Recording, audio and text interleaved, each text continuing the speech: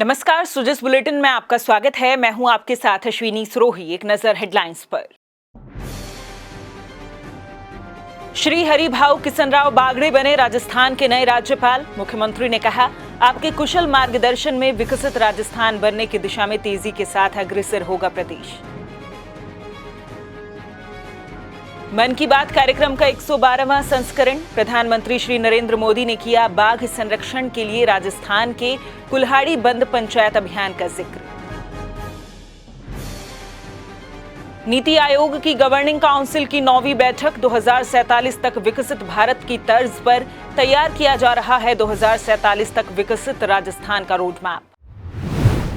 राजस्थान समेत 9 राज्यों में नए राज्यपाल की नियुक्ति की गई है। श्री हरिभाऊ किसनराव बागड़े को राजस्थान का राज्यपाल नियुक्त किया गया है।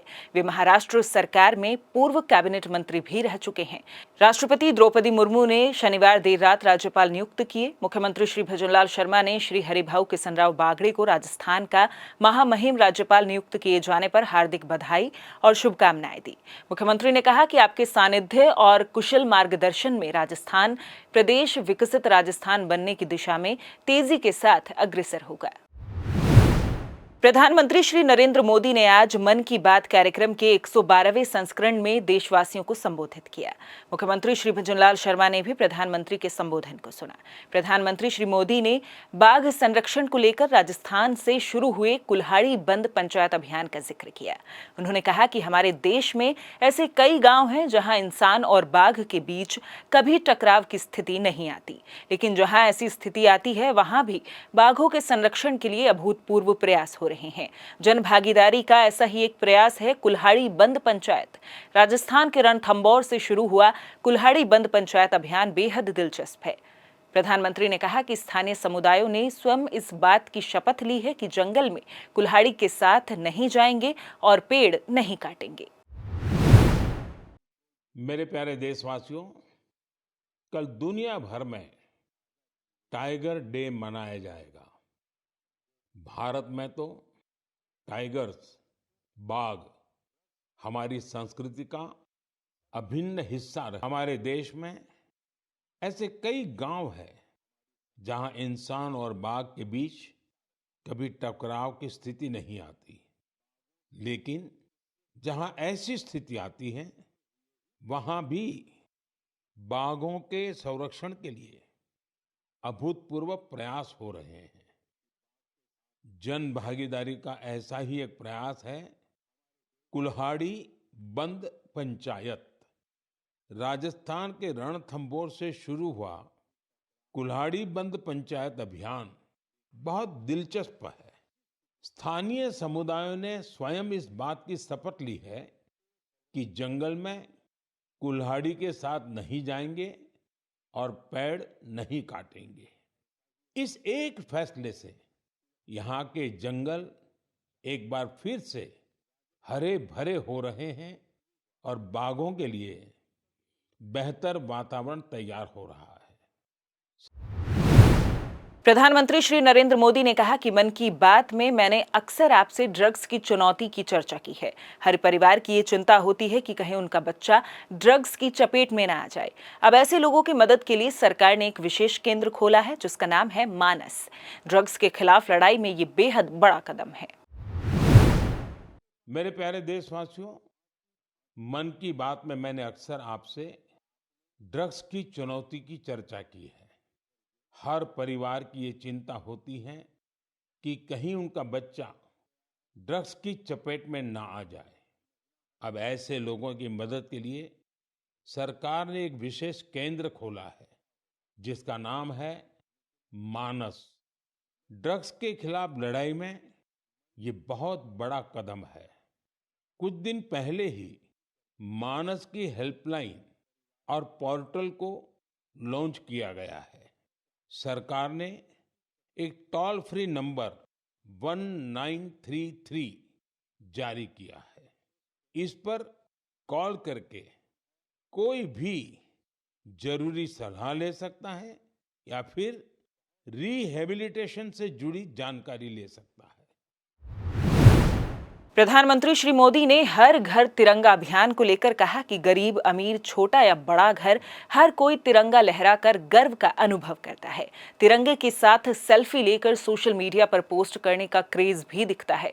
प्रधानमंत्री ने देशवासियों का आह्वान करते हुए कहा कि इस साल भी हर घर तिरंगा.com पर तिरंगे के साथ अपनी सेल्फी अपलोड करने की बात कही और 15 अगस्त के संबोधन के लिए ज्यादा से ज्यादा सुझाव भेजने का भी आह्वान किया। मेरे प्यारे देशवासियों, 15 अगस्त का दिन अब दूर नहीं है और अब तो 15 अगस्त के साथ एक और अभियान जुड़ गया है, हर घर तिरंगा अभियान। पिछले कुछ वर्षों से तो पूरे देश में हर घर तिरंगा अभियान के लिए सबका जोश हाई रहता है। गरीब हो, अमीर हो, छोटा घर हो, बड़ा घर हो, हर कोई तिरंगा लहराकर गर्व का अनुभव करता है। तिरंगे के साथ सेल्फी लेकर सोशल मीडिया पर पोस्ट करने का क्रेज भी दिखता है।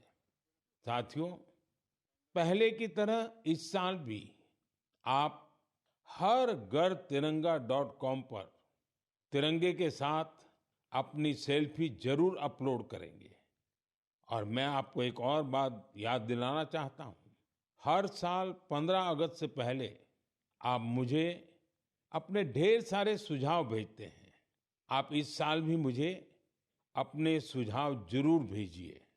आप MyGov या नमो ऐप पर भी अपने सुझाव भेज सकते हैं। मैं ज्यादा से ज्यादा सुझावों को 15 अगस्त के संबोधन में कवर करने की कोशिश करूंगा। मुख्यमंत्री श्री भजनलाल शर्मा ने शनिवार को नई दिल्ली में प्रधानमंत्री श्री नरेंद्र मोदी की अध्यक्षता में नीति आयोग की गवर्निंग काउंसिल की 9वीं बैठक में शिरकत करते हुए विकसित राजस्थान 2047 का रोड मैप काउंसिल के सामने रखा। श्री शर्मा ने बैठक में कहा कि विकसित राजस्थान 2047 की संकल्पना को साकार करने के लिए हमारी सरकार ने वर्ष 2024-25 के राज्य बजट में 10 संकल्प लिए हैं। मुख्यमंत्री ने कहा कि हमारी सरकार ने चिकित्सा सुविधाओं के विस्तार के लिए बजट में 27,660 करोड़ रुपए का प्रावधान किया है, जो राज्य बजट का 8.26% है। इसी तरह राज्य में फरवरी 2024 से मुख्यमंत्री आयुष्मान आरोग्य योजना प्रारंभ कर दी गई है। जन औषधि केंद्र की संख्या में भी काफी इजाफा किया गया है ताकि आम आदमी तक दवाइयां सुलभ हो सकें। मुख्यमंत्री ने कहा कि राज्य सरकार ने स्कूली शिक्षा को मजबूत बनाने के लिए 134 राजकीय स्वामी विवेकानंद मॉडल स्कूलों में प्राइमरी कक्षाओं का संचालन शुरू कर दिया है और 402 पीएम श्री विद्यालयों में वर्चुअल ऑनलाइन लैब स्थापित किए जा रहे हैं। उन्होंने कहा कि विकसित राजस्थान 2047 की दिशा में कदम उठाते हुए राज्य सरकार द्वारा पिछले 7 महीने में कई महत्वपूर्ण निर्णय लिए गए हैं। नशे की लत है ऐसी जो कर दे जिंदगी नर्क जैसी। नशा नहीं कोई शान है, ये तो मानवता का अपमान है। अब तो बस एक ही सपना, नशा मुक्त हो भारत अपना।